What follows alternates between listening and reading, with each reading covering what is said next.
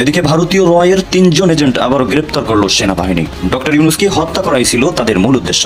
ইউনূসকে হত্যা করতে হাসিনার ভয়ঙ্কর বাহিনীর তথ্য ফাঁস। একটা ভারতীয় এজেন্ট আপনাদের বুকের উপর দাঁড়িয়ে ভালোবাসা নিয়ে কিভাবে একটা দেশকে জিম্মি করে, কিভাবে একটা দেশে ভারতীয়করণ প্রতিষ্ঠা করে, তার একটা উদাহরণ আজকে আপনাদের সামনে দিতে আসছি। গতকালকে দুইটা স্বৈরাচারের ভারতীয় রয়ের এজেন্ট অন্যতম দুইটাকে গ্রেপ্তার করেছে তারা। সুস্পষ্টভাবে আমরা প্রমাণ পেয়েছি সন্তোষ শর্মা কিভাবে ভারতীয় রয়ের এজেন্ট হয়ে কাজ করে পত্রিকার সম্পাদকের ছদ্মবেশে বা আবরণে। এইটাই আমি আছি আপনাদের সামনে।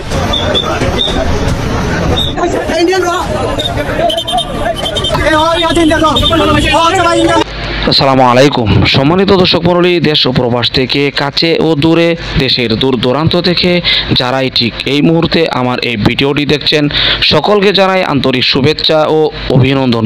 সম্মানিত দর্শক মণ্ডলী, ভিডিওতে আপনাদের মাঝে খুবই গুরুত্বপূর্ণ কিছু তথ্য নিয়ে হাজির হয়েছি, যে ভিডিওতে থাকবে চাঞ্চল্যকর কিছু তথ্য। এই জন্য ভিডিওটি আপনাদের কাছে রিকোয়েস্ট থাকবে 1 সেকেন্ডেও না টেনে ভিডিও শেষ পর্যন্ত ধৈর্য সহকারে দেখবেন। আর ছোট্ট রিকোয়েস্ট থাকবে, আপনি যদি আমাদের এই চ্যানেলটিতে নতুন দর্শক হয়ে থাকেন, অবশ্যই চ্যানেলটি সাবস্ক্রাইব করে পাশে থাকা বেল বাটনটি অন করে দিবেন। প্রিয় দর্শক, কথা না বাড়িয়ে ভিডিওতে একটি লাইক দিয়ে দেখতে থাকুন সম্পূর্ণ ভিডিওটি। বিরোধী ভারতীয় এজেন্ট সরকারের আমলে অনেকগুলা এজেন্ট তারা নিয়োগ করেছিল বাংলাদেশকে ভারতীয়করণের উদ্দেশ্যে। প্রত্যেকটা সেক্টরে ভারতীয় এজেন্টদেরকে তারা ঢুকিয়ে দিয়েছিল। শিক্ষা ক্ষেত্রে, অর্থনৈতিক ক্ষেত্রে, সংস্কৃতি অঙ্গনে, ক্রীড়া অঙ্গনে, রাজনীতিতে, সচিবালয়ে, সংসদ ভবনে, গণভবনে, বঙ্গভবনে, বিদেশি মিশনে, কোথায় ছিল না তারা? প্রত্যেকটা জায়গায় এই ভারতীয় এজেন্টরা নিয়োগ পেয়েছিল। তারই একটা ভারতীয় এজেন্ট আপনাদের বুকের উপর দাঁড়িয়ে ভালোবাসা নিয়ে কিভাবে একটা দেশকে জিম্মি করে, কিভাবে একটা দেশে ভারতীয়করণ প্রতিষ্ঠা করে, তার একটা উদাহরণ আজকে আপনাদের সামনে দিতে আসছি এবং প্রমাণ তুলে ধরতে চাই আপনাদের সামনে। Ladies and gentleman, welcome to this live. যারা যেখানে আছেন, কালবেলা পত্রিকা, আপনারা জানেন যে পত্রিকা অঙ্গনে বা মিডিয়াতে এই স্বৈরাচারী সরকারকে যারা সহযোগিতা করেছিলেন, প্রত্যক্ষ পরোক্ষভাবে মিডিয়া অঙ্গন সবচেয়ে বেশি দায়ী এই স্বৈরাচারকে ক্ষমতায় রাখার জন্য। গতকালকে দুইটা স্বৈরাচারের ভারতীয় রয়ের এজেন্ট অন্যতম দুইটাকে গ্রেফতার করেছে তারা, যদিও এর আগেই গ্রেফতার করেছেন বলে আমরা শুনেছিলাম। গতকাল তারা গ্রেফতার দেখিয়েছেন আবার নতুন করে। শ্যামল দত্ত এবং বুড়ে কাগজের আপনার শ্যামল দত্ত এবং আপনার 21শে টেলিভিশনের আপনার এই মুজাম্মেল বাবু, ঠিক তারই মতো আরেকটা পত্রিকা কালবেলা। 1 বছর থেকে সম্ভবত কালবেলা বাংলাদেশে তারা তাদের কার্যক্রম শুরু করেছে। সেই কালবেলা পত্রিকাকে নিয়ে আজকে আমার পত্রিকার সম্পাদক সন্তোষ শর্মা ভারতীয় রয়ের এজেন্ট। আমি বলি নাই, আমি অনেক আগে বলছি, আপনারা অনেকেই বলছেন।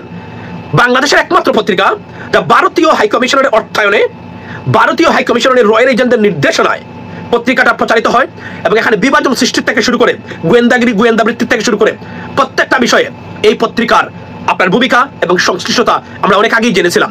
কিন্তু এবার সুস্পষ্টভাবে আমরা প্রমাণ পেয়েছি কালবেলা পত্রিকার কার্যক্রম।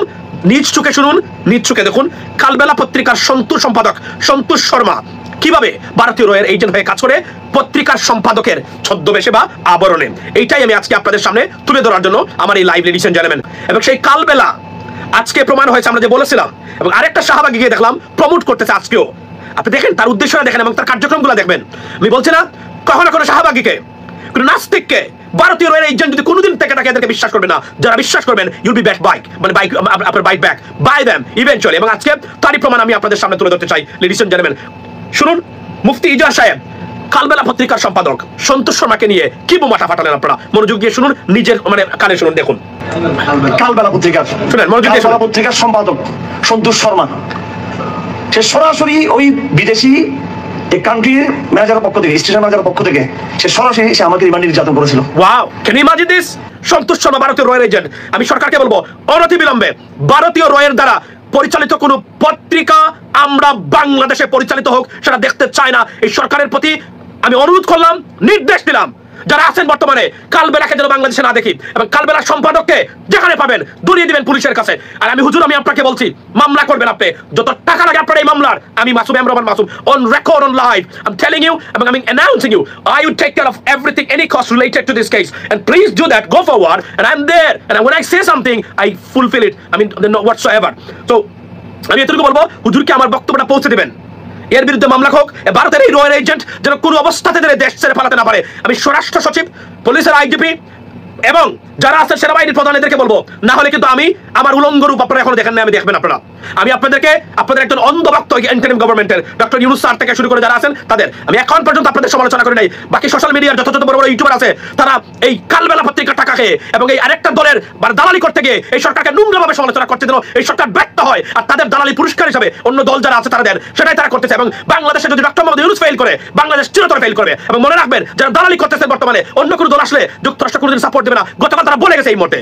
ততক্ষণ পর্যন্ত এই রিফর্মস এবং বাকি কাজগুলা এই সরকার কমপ্লিট না করতে পারে, জোর করতে পারবেন, প্রেশার দিতে পারবেন, ক্ষমতা আসলে এদের কাছ থেকে কোনো সাপোর্ট এরা দিবে না, এটাই তারা ক্লিয়ারলি বলে দিয়েছে। তারা চায় এই সরকার কমপক্ষে কয়েকদিন থাকুক, আলোচনা ভিত্তিতে এদের সাথে কোঅপারেশন করে অপেক্ষা করুন নির্বাচনের জন্য। We have to go back to democracy. But এর আগে প্রেশার দিবেন, মরবেন। মানুষের কমেন্টসগুলো আমি প্রত্যেকটা জায়গায় পড়তেছি আজকে।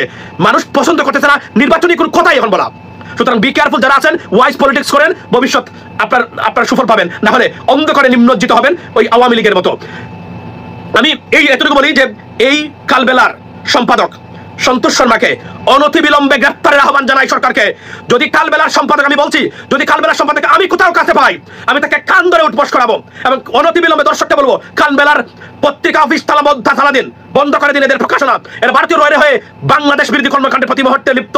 এবং এইদের মধ্যে যত এজেন্ট আছে মিডিয়ার মধ্যে, আমি বললাম আমার আর্লিয়ার যে এই শ্যামল দত্ত এবং এই আপনার মুজাম্মেল বাবু গ্যাংরা, ফারজানা রূপা এবং আরো যারা আছেন শাকিল তাকিল সহ যারা আছেন, এরাই ছিল বর্তমানে। এবং আমি আজকে সোশ্যাল মিডিয়া যারা কাজ করেন, আপনারা, I draw your attention, I would see what kind of reactions you put in, I mean against কালবেলা এবং সন্তোষ Sharma. I want to see that. যদি না দেখি উলঙ্গ অবস্থায় আপনাদেরকে আমি ধরবো, আমি পাকড়াও করবো। এবং আমি যাদেরকে ধরেছি অতীতে, যত বড় ইউটিউবার আপনার ফেসবুকে হন না কেন, আমার হাত থেকে রক্ষা পান নাই। আমি যাদেরকে ধরেছি তাদেরকে নামিয়ে এনেছিলাম কোনো না কোনো ভাবে, এটা আমি প্রমাণ করেছি। এবং আমি এইবার শুরু করবো আপনাদের বিরুদ্ধে। আমি দেখতে চাই কোথায় আছেন আপনারা, কি করেন, এবং এই ভারতীয় এজেন্টদের বিরুদ্ধে কারা কারা বক্তব্য রাখেন আমি দেখতে চাই। এবং যদি বা কালবেলার কোনো সম্পাদক আমি নিউ ইয়র্কে পাই, ডক্টর মোহাম্মদ ইউনূস স্যারের সাথে আসে, কান ধরে উঠবোস করাবো লাইভে, এটা বলে দিলাম ইন অ্যাডভান্স। এবং কালবেলার সম্পাদককে পান, অনতিবিলম্বে ধরে কোনো দুলাই দিয়ে পুলিশের কাছে আপনারা সমর্পণ করুন। এটা আপনাদের দায়িত্ব। দেশ বিরোধী কর্মকাণ্ডে কালবেলা জড়িত, তাকে কোনোভাবেই ছাড় দেওয়া যাবে না। প্রিয় দর্শক, আশা করি সম্পূর্ণ ভিডিওটি দেখলেন। ভিডিও দেখে অবশ্যই বুঝতে পেরেছেন যে বিষয়গুলো আপনাদের মাঝে তুলে ধরলাম, এমন যে বিষয়গুলো দেখালাম। অবশ্যই বিষয় সম্পর্কে আপনার স্থান থেকে আপনার মূল্যবান মতামতগুলো কমেন্ট বক্সে জানিয়ে দেবেন। সর্বোপরি কথা হলো, আপনারা সকলে জানেন বর্তমান বাংলাদেশের পরিস্থিতি, বৈষম্য বিরোধী ছাত্র আন্দোলনকারী যারা বর্তমান দেশ উপদেষ্টা হিসেবে কাজ করছে, তারা কিছু কাজ ভালো করলেও কিন্তু মানুষ ভালো বলছে না। এমনকি সাবেক প্রধানমন্ত্রী শেখ হাসিনার প্রশংসা করছে যে মানুষটি হাজার হাজার মানুষকে গুম করেছে, হত্যাকাণ্ড চালিয়েছে, এমনকি তাদের এখনও পর্যন্ত বিচার হচ্ছে না। ডক্টর ইউনূস এমনকি তাদের যে সহায়ক কিছু রয়েছে তাদেরকে নিয়ে দেশ পরিচালনা করছে। আপনারা সকলে জানেন যেখানে মেট্রো রেলের কিছু ক্ষয়ক্ষতি হয়েছে, যে আন্দোলন চলাকালীন অবস্থায় বিভিন্ন জায়গায় ভাঙচুর হয়েছে, সেই মেট্রো রেলের ক্ষয়ক্ষতি নতুন করে সেই চালু করার জন্য, কাজ করার জন্য, নির্মাণ করার জন্য 100 কোটি টাকা লাগবে, এমন কথা কিন্তু বলেছিলেন আওয়ামী লীগের সেই সাধারণ সম্পাদক ওবায়দুল কাদের সাহেব। আর সেই কাজ বর্তমান ডক্টর ইউনূস পরিচালনা করেছে, যে কাজে খরচ হয়েছে 1 কোটি টাকা মাত্র। প্রিয় দর্শক, এভাবেই কিন্তু তারা বেশি করে বাজেট দিয়ে কম টাকার কাজ করেছে পূর্বে এই 16-17 বছর যাবৎ। আপনারা সকলে জানেন। শুধু এই বিষয়ে নয়, আরও অনেক মন্তব্য চলছে এই সমস্ত উপদেষ্টাদের বিরুদ্ধে। সে সমস্ত আপনারা হয়তো অনেকে দেখেছেন সেই ভিডিওগুলো। এই সমস্ত বিষয়ে সম্পর্কে আপনার কি মতামত, আপনার মূল্যবান মতামতগুলো কমেন্ট বক্সে জানিয়ে দেবেন। প্রিয় দর্শক, এই বলে আজকের মতো এখানে শেষ করছি। ভালো থাকুন, সুস্থ থাকুন, আবারও দেখা হচ্ছে পরবর্তী ভিডিওতে।